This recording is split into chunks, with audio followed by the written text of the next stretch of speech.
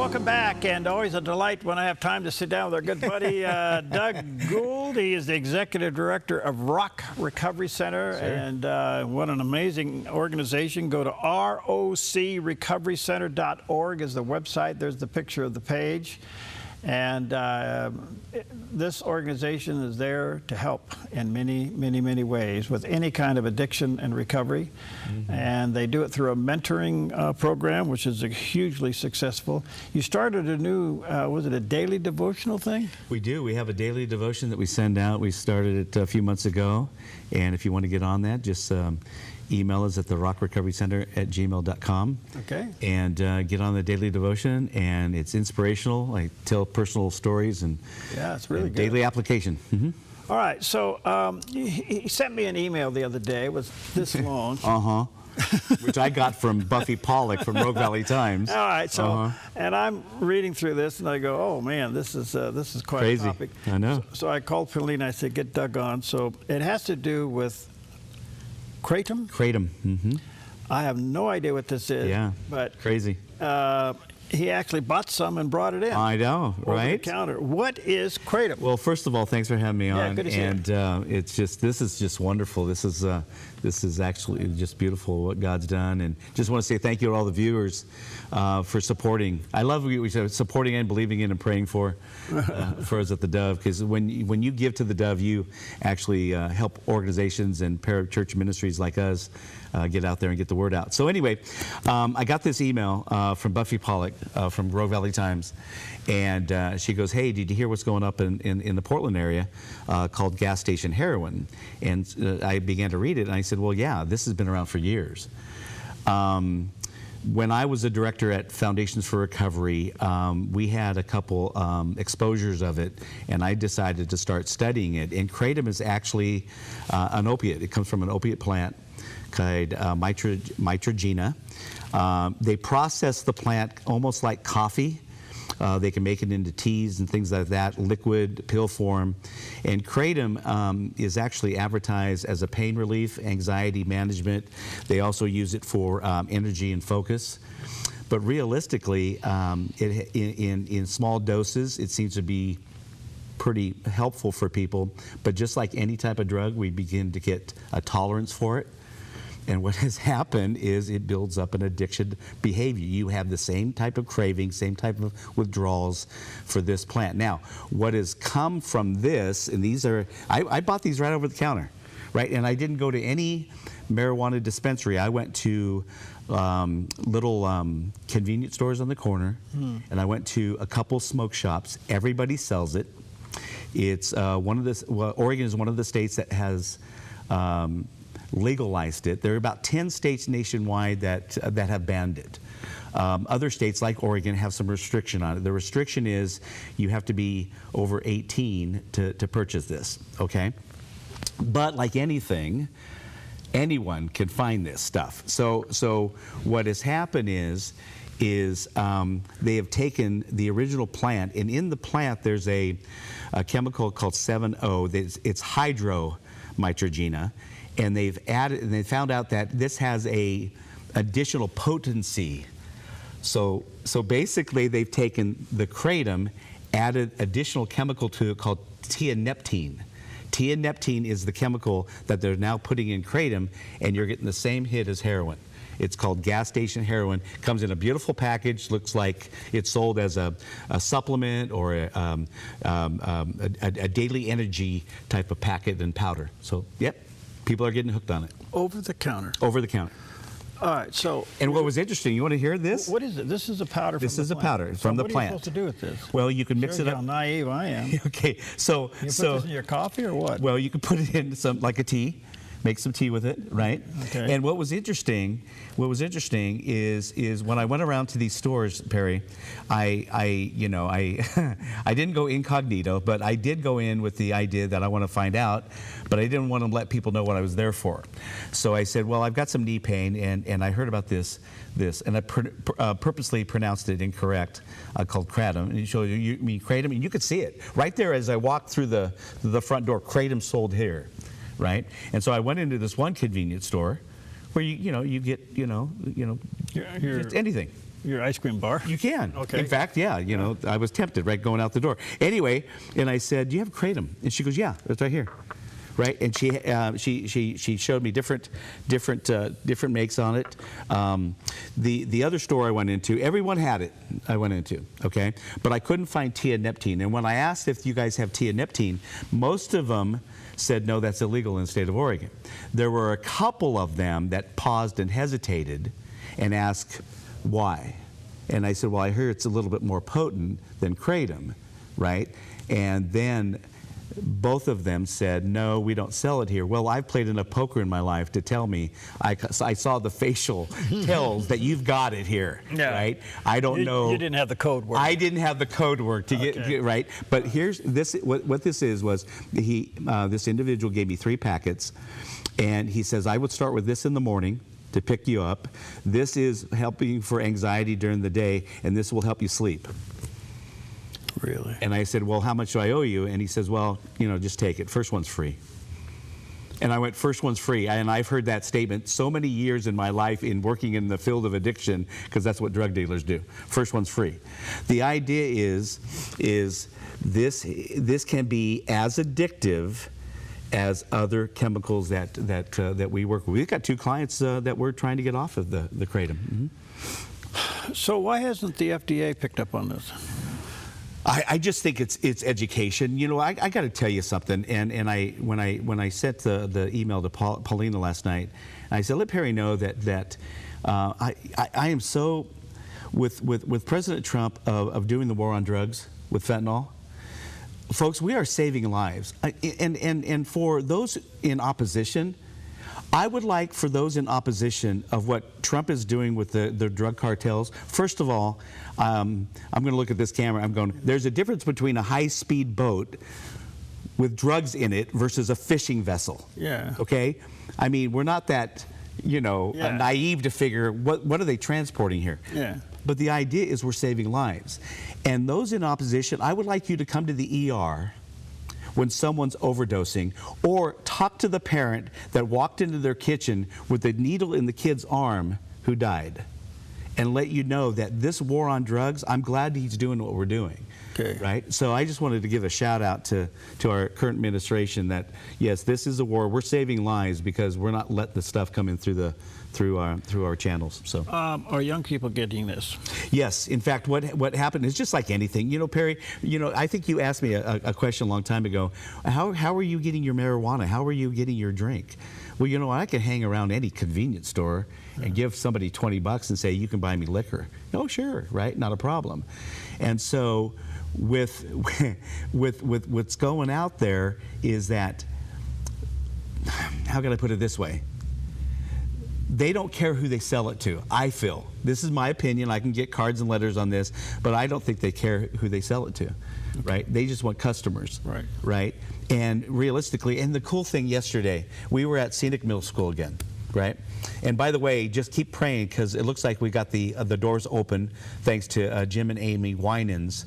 We're taking our school program. We're still in talks with South Medford now. Oh, great. So yeah, we're finally in there. But yesterday we were at Scenic Middle School, and we do a little a quick synopsis on the top 4 drugs in Oregon among teens. And then we had 1 coach and 2 clients share their testimony and their recovery, and those kids just ate it up. They were asking question after question after question, and that was Miss Mason over there at Scenic Middle School in the health class. It's just that we need to get out there to educate people. Who knew about this? Yeah, I didn't. Not a lot of people know about this, but we need to advocate the fact that there are things out there in our community that we need to be aware of. You know, this has been around for years, but now they're adding the additional chemical to it, which is creating a higher potency. Okay, so this is being done without regulation. Mm-hmm. There's no FDA approval on this. Okay. Mm-hmm. Should there be? Yes. Okay, so how do we get it in front of the FDA? I guess advocacy, first of all, through the county levels, and then through the state. And that's why many, Kentucky just came on board of banning it. Okay. You know, there's a recent article up there in KTVL in Portland. They're seriously thinking of what they're facing or what they're seeing lately, right? with banning it totally. But right now it's just restricted in the state of So Oregon. obviously this is a gateway drug. Absolutely. Okay. Yeah, just like marijuana is, and we need to understand that with what it's doing to our young people. You know, vaping marijuana. Vaping is really cool among teens, but you know, you can actually vape marijuana. So when you see a kid vaping and you see the vapor, you wonder, is that actually nicotine, or do they have the wax material and the liquid for marijuana? So this doesn't need to be black market. It's out in the open. Okay. So if you're 18, you can get it. If you're under 18, somebody's got to get it for you, unless you look 18. Well, the thing is, Are they IDing people? Yeah. Well, I wasn't ID'd. Yeah. You know, but you know, I do look 18. But anyway, but my point is that it's out there, and again, it's a form of opiate, which is a heroin, which is a painkiller, but depending on how they make it and design it, they can actually kind of create a condition of what you want from it. Because one of the guys at the store said, "Do you want to get high or do you want to get mellow?" And I said, "Well, give me both." Really? He actually asked you that. So they've been trained in this, so is there a wholesaler on this? I have no idea. I'm still investigating. When I found this about 14 years ago when I was at Foundation for Recovery, I'm going, what is this? And then it kind of went away, because then fentanyl started coming into the picture, you know. But now this is making a comeback because of the tianeptine, that chemical now that they've added to the kratom. So okay, a lot here. By the way, can't say enough about the organization, ROCRecoveryCenter.org. That's the website. If you're struggling with an addiction, by the way, I know we talk a lot about drugs and alcohol, but there are a lot of other addictions out there. The other day, I got a call somebody with an addiction. It wasn't drug and alcohol. I referred them to you, so I don't know what your addiction could be, but their organization will sit down with people who have come through that and walk you through it as well. So let me take a quick break. We'll be right back.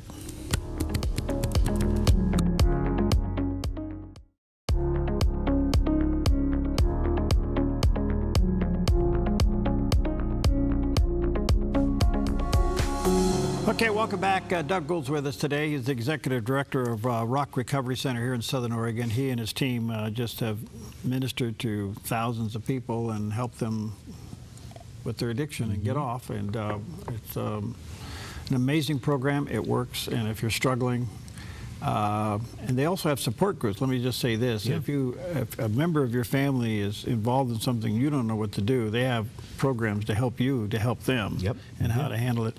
I'm holding in my hand here they're calling this the gas station what? Gas station heroin. This is gas station heroin. Yeah. So basically, this is in the kratom form. So what they see that's actually called gas station heroin. This is an opiate. All right, comes from the mitrogenical plant. Right, in small doses, it seems to start out well with people's management, pain, anxiety, energy, and stuff like that.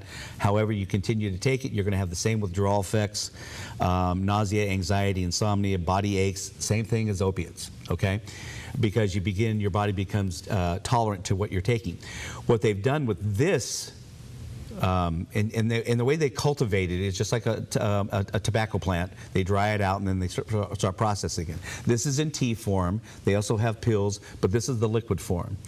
And so what they're doing is now they're taking this and adding the additional derivative to it from the plant called tianeptine. Well, the chemical is called tianeptine, but it's called hydromitrogena, which is called 7-O. There's 7 different type of components that they're adding to that. That's the gas station heroin. But this is still opiates.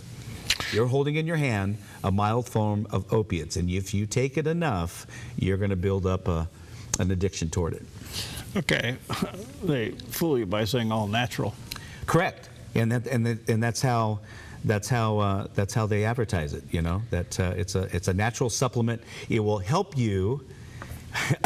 It will help you get off.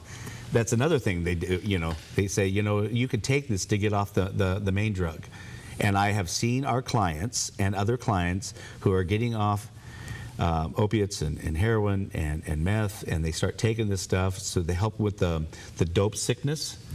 right? And it helps them. And then they start taking this and this more. They're not taking the other stuff, but now they're taking this, and they build up an addiction toward this. Okay. Yep. It's called kratom. Kratom?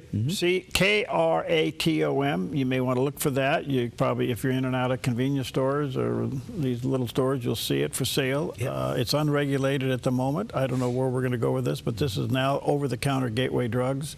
Yeah, it's been around. It's just horrible. And if you see different packages, colorful packages, right? Look on the ingredients and see what's in there, right? If you see kratom, or if you see 7-O, or if you see tianeptine, things of that nature, then you know you've got the higher dosage. Okay. So, wow. So it's been out there for a while, but now it's been remarketed and packaged. It's available over the counter. Your team is aware of it. You're gearing up for it. Caught early enough, you can get them off? Sure. Then the fact the clients that we are working with, they're doing really well on it. In fact, what was interesting yesterday when we were at Scenic Middle School, we were talking, at lunch with one of my staff members and two clients, and I told one of our staff members that I had gone out to purchase this stuff, and I showed them. And what was interesting was she says, "Well, I have a whole old bottle of it." And I said, "Well, what did you use it for?" She goes, "To get off the stuff I was on." And I said, "Well, I would like to see that old bottle that you have, right?" Yeah.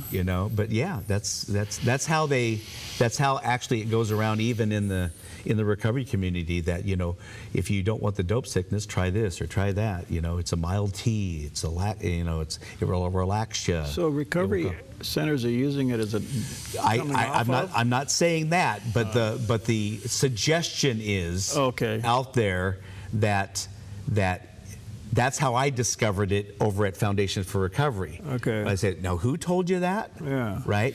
And I was told about this, and that's why I wanted to look it up. So we were one of the first ones to bring it to everyone's attention years ago on a workshop, but it's made a comeback, and so that's why I'm here to tell parents and teenagers and our viewers that look out for this stuff. So.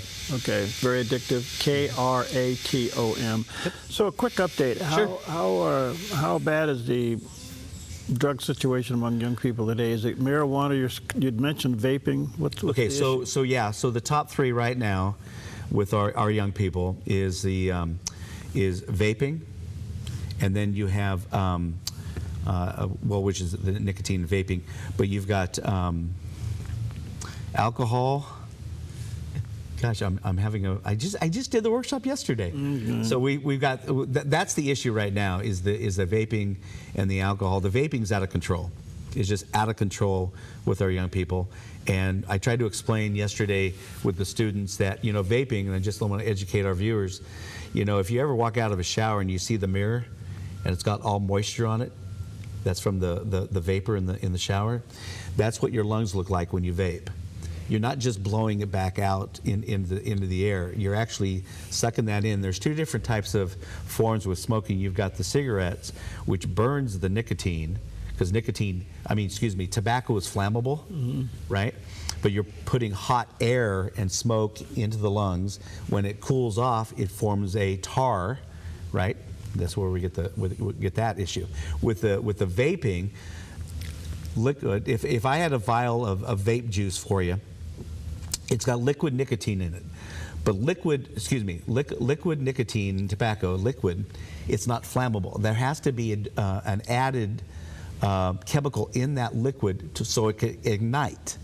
So when you ignite the liquid, which is the toxics and the flammable, you're sucking that into your lungs. But when it cools, it holds onto the fibrous tissues of the lungs because of the glycerins in the flavor. Oh. And that's why these kids are just sucking it down, right? And then they're getting addicted to it very quickly because it's nicotine. You're sucking down nicotine. Some of these kids are sucking down 2 vials a week, which is the equivalent of, 8 packs of cigarettes? Fentanyl. All-out war against fentanyl, but it's in the system, it's out there, and I understand it's also being used as a lace drug over other drugs. Sure. Is that true? Yep. So that's less lethal, isn't it? Absolutely it is. And then also they're actually selling fentanyl pills. You know, I've got one kid that's off a year off fentanyl. He was getting in a small dosage. He'd rather, think about this, I'm not going to go ahead and take this drug, I'm just going to go right for the fentanyl, Okay. right? And you're just basically playing Russian roulette.